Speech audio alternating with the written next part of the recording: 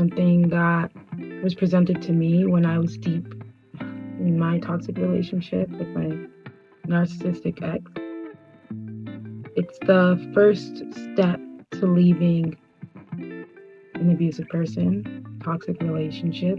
It's a relationship that has a lot of problems. So when you're in a narcissistic relationship or abusive, toxic, you start to in order to cope with how much you're being put through, your brain kind of tries to ease the stress of everything, right? And so you'll start to enable behaviors and just be in denial with yourself about the whole situation. And being in denial with yourself is a way to stay stuck,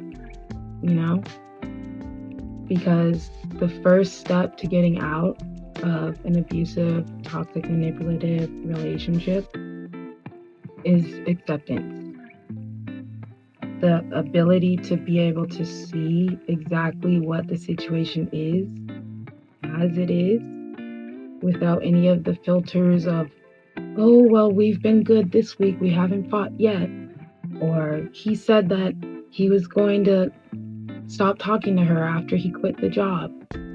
Whatever things, There's all these filters that you put, and they're they're kind of enabling little things that when you're in it, it's not bad that you're doing it. It's just something that you're doing to cope with how much stress you're going through, But when I was in it and I was getting bull-faced cheated on, and all this stuff, and then I'd be like, well, maybe I am just imagining it, And then when he would come home late, I would be like, oh, well, maybe I am just being over dramatic about it. Maybe he isn't doing anything.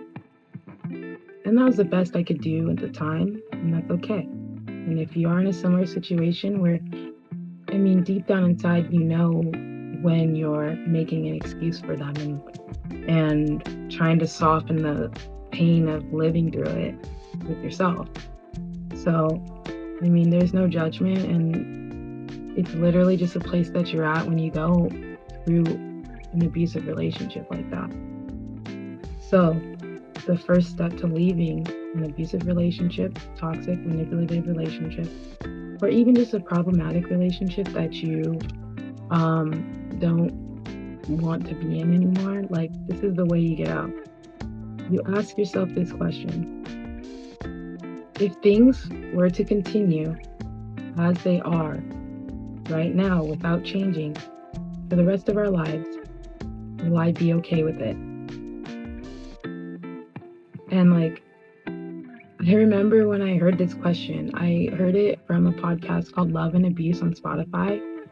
Oh, it's so helpful. I listened to that every time I had any self-doubt or an argument with my ex. I was really upset. Always listen to it, and it snapped me right out. So I'm sharing the message from him. I'll write the name on here somewhere.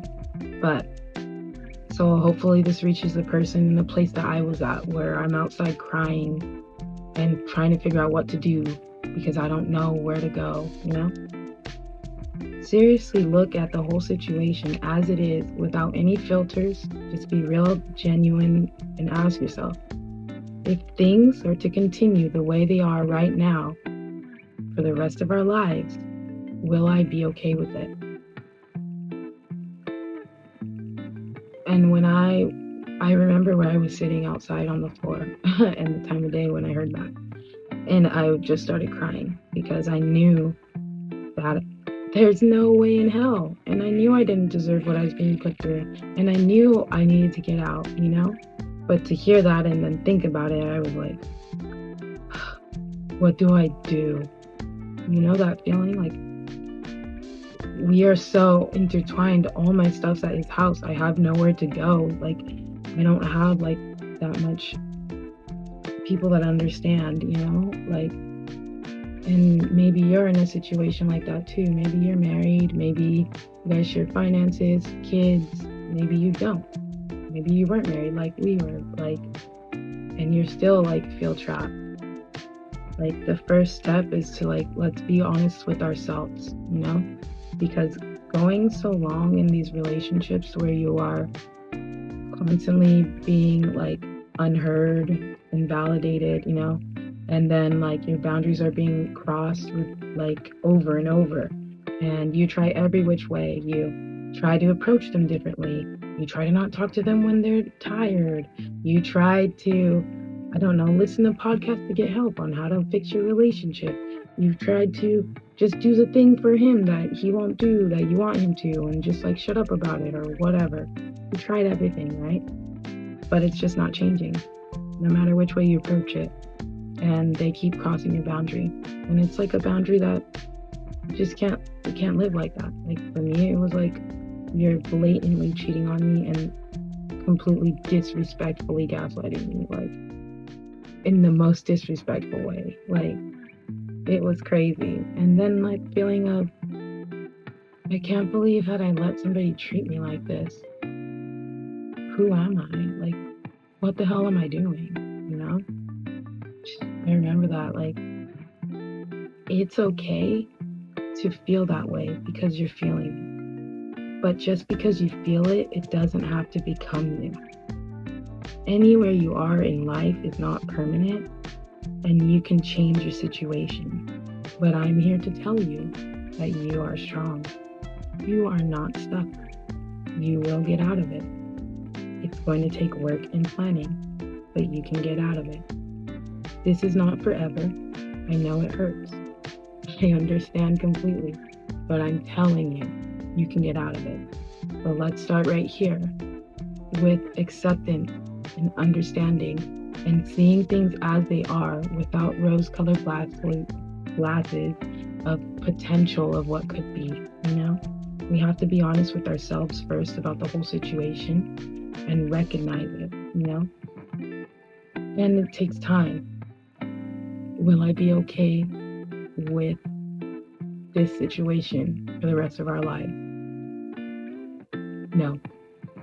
And as time goes on, you're going to keep thinking that or remembering that, and it's going to sink in eventually, trust me. But when you start to see it as it is, then that's the first step to get out. And it's really hard to learn to stop giving benefit of the doubt to somebody who repetitively breaks their promises and lies when you're in it.